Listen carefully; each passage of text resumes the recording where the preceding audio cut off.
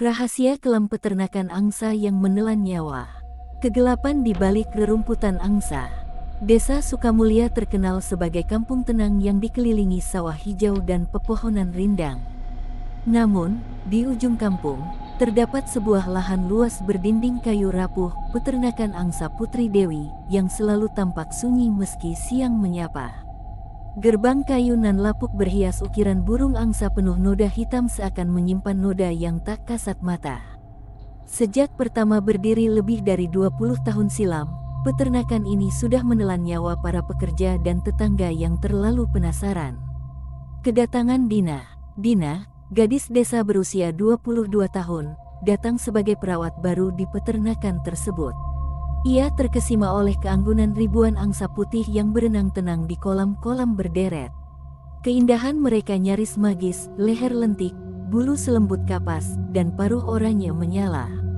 Namun, di balik gemulai mereka, Dina merasakan seolah ada sorot mata gelap yang mengawasi, siap menerkam siapapun yang melanggar batas.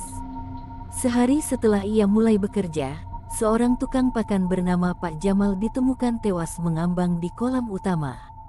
Airnya dingin, tubuh Pak Jamal kaku, dan wajahnya membiru, bulu putih angsa menempel di sekitar lehernya. Orang-orang bilang, ia meninggal tenggelam. Namun, lubang di tengkuknya menyerupai bekas cakaran, bukan gigitan manusia.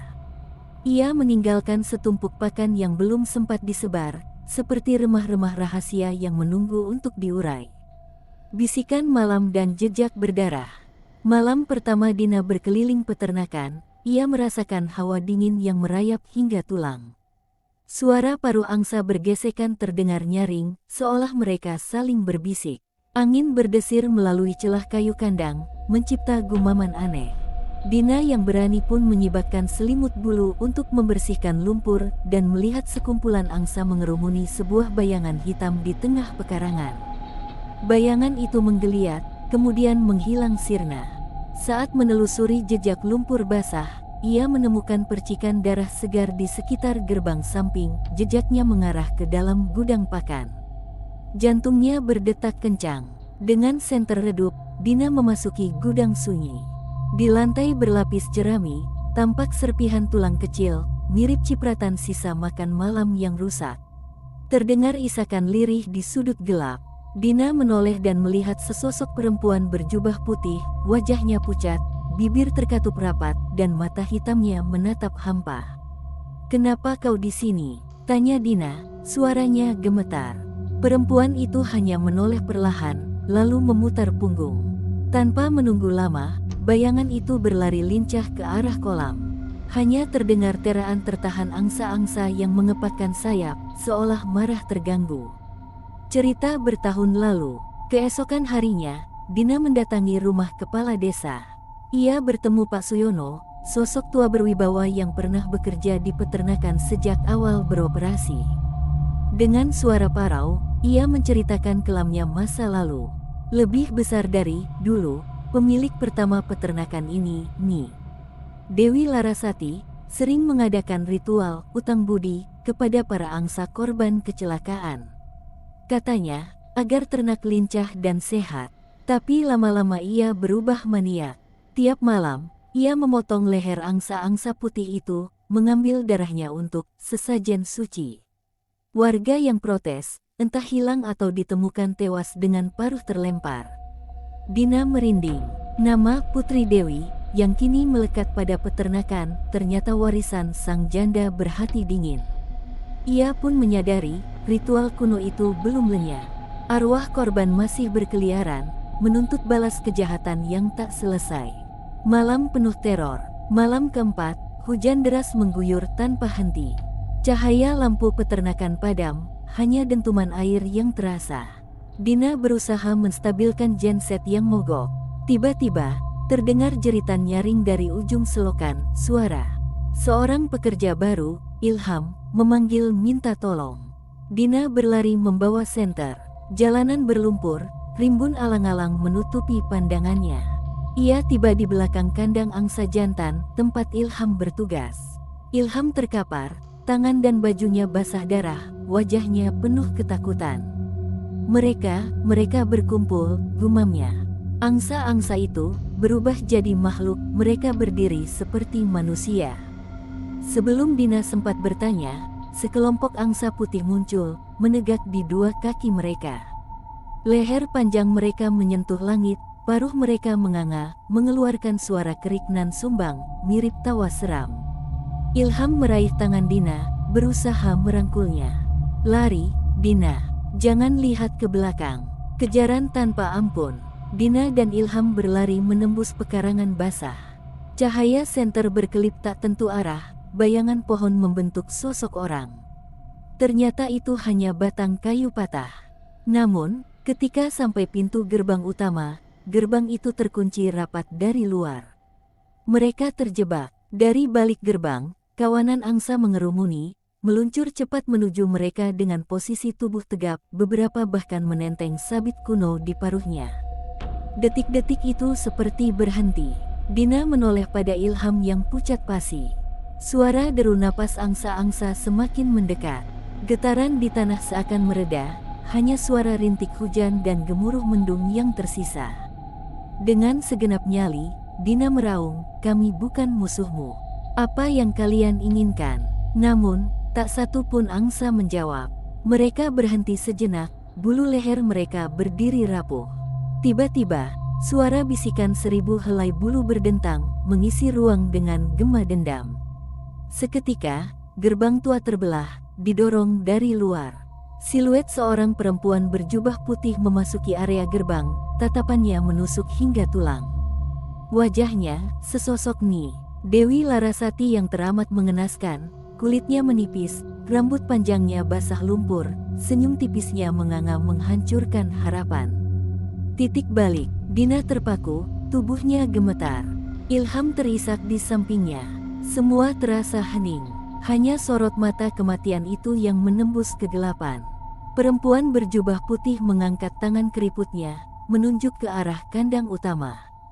Sebagai undangan tak tertulis, Dina menatap Ilham, kedua matanya meminta keberanian. Ia melangkah maju, menahan rasa takut. "Apa yang kau inginkan dariku?" Suaranya bergetar. Sesaat, gema hujan terdengar mereda. Angsa-angsa mundur, memberi jalan. Jubah perempuan itu berkibar ditiup angin malam. "Bantulah aku," suaranya serak, "bebaskan kami dari sumpahan darah." Awan pekat bergulung semakin rendah, kilat menerangi langit, sinyal bahaya yang semakin mendekat. Satu-satunya jawaban Dina hanyalah mengangguk gugup, meraba tas pinggang yang berisi 1 botol tinta merah, warisan kuno yang konon bisa membatalkan kutukan. Dengan tekad membara, ia bersiap menapaki jalan pulang ke gudang pakan, tempat tinta suci itu disembunyikan.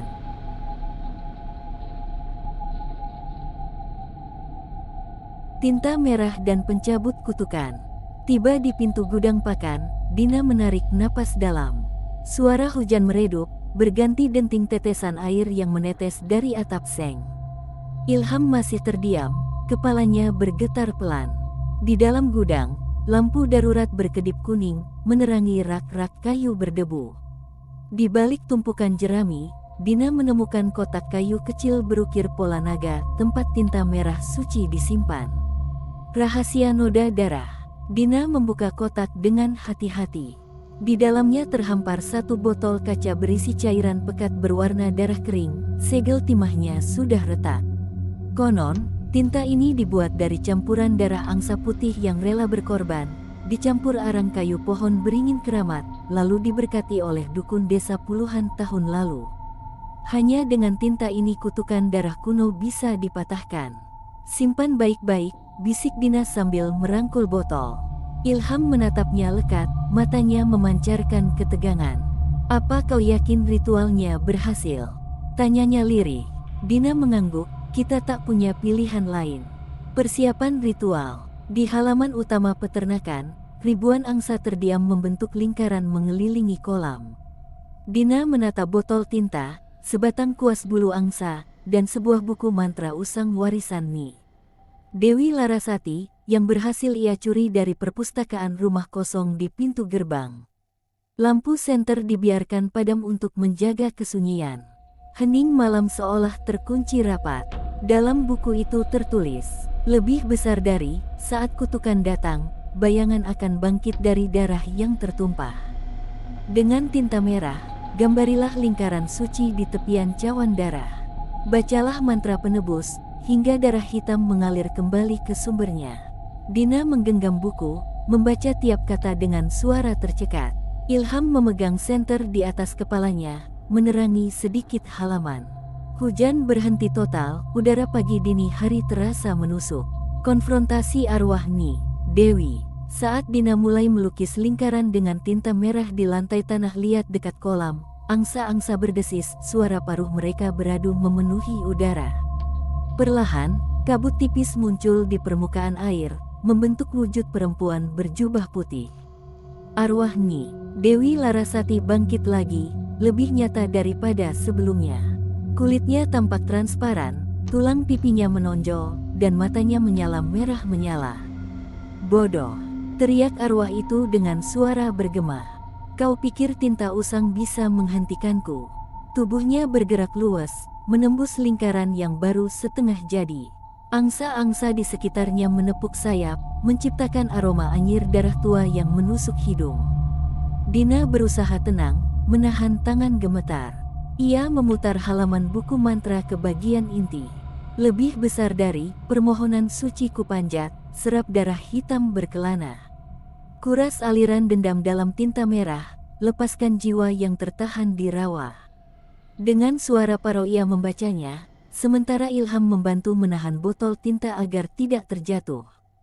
Setiap huruf yang terucap membuat lingkaran merah memancar cahaya samar, menerangi wajah Dina pucat. Gelombang dendam pecah, ribuan angsa mendekat, sayap mereka membentur udara seperti ombak ganas. Ilham menahan satu angsa besar yang berusaha menyerang, sementara Dina terus melukis simbol pentagram di tepi lingkaran. Tinta menetes, meresap tanah, dan tiba-tiba tanah bergetar hebat. Angsa-angsa terhuyung, kabut menebal, dan sosok Nyi Dewi terlempar ke samping, terpental hingga menabrak batang pohon beringin keramat. Darah hitam pekat tersebar dari tubuh arwahnya, mengalir ke arah kolam. Dina dengan sigap menuang sisa tinta ke dalam aliran itu, lalu memagut manik-manik kalung keramat yang juga disimpan di kotak untuk memperkuat ritual. "Datanglah kedamaian, lekaskan kutukan," gumamnya. Air mata angsa, kolam yang semula tenang berubah keruh. Permukaan air bergelembung oleh darah hitam yang mengerumun. Tiba-tiba, gelembung itu pecah satu per satu, lalu muncullah bayangan manusia, arwah para pekerja dan tetangga yang pernah hilang. Wajah mereka muram, namun tatapannya berubah lembut ketika melihat Dina. Mereka menangis, air mata angsa putih menetes dari mata mereka, membentuk riak-riak kecil. Arwah Pak Jamal muncul, mengulurkan tangan. "Terima kasih, kau membebaskan kami," suaranya serak. "Kutukan itu membuat kami terjebak di antara hidup dan mati." Satu persatu arwah menyatu dengan air, wajah mereka tercermin, lalu lenyap mengikuti aliran darah hitam yang kini bercampur cahaya merah tinta.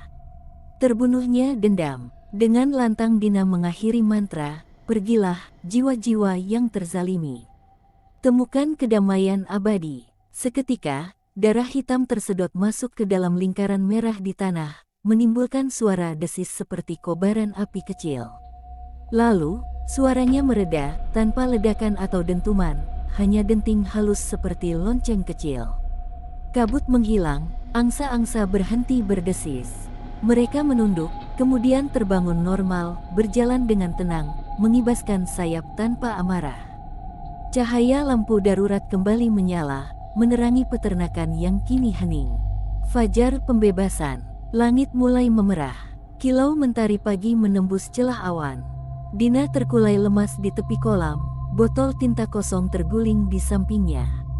Ilham berlari mendekat, mengulurkan tangan. "Kau baik-baik saja?" tanyanya, khawatir. Dina hanya mengangguk pelan, air matanya masih membekas kegelapan semalam. Satu demi satu, pekerja yang sempat bersembunyi keluar dari kandang. Mereka terkejut melihat Dina dan Ilham selamat, Peternakan yang selama ini angker kini tampak damai, angsa-angsa bebas berkeliaran, suara mereka lembut seperti alunan musik pagi. Bisikan terakhir, ketika semua orang berkumpul, terdengar satu suara lirih dari balik pepohonan. "Terima kasih." Bisikan itu nyaris tak terdengar, namun membuat bulu kuduk merinding. Dina menoleh, tetapi tak ada siapapun di sana, hanya daun-daun bergoyang. Ia menggenggam ilham, merasakan ada yang mengamatinya. Sepertinya adem ayemnya belum sepenuhnya, gumam Ilham. Dina menatap botol tinta kosong, lalu menatap langit.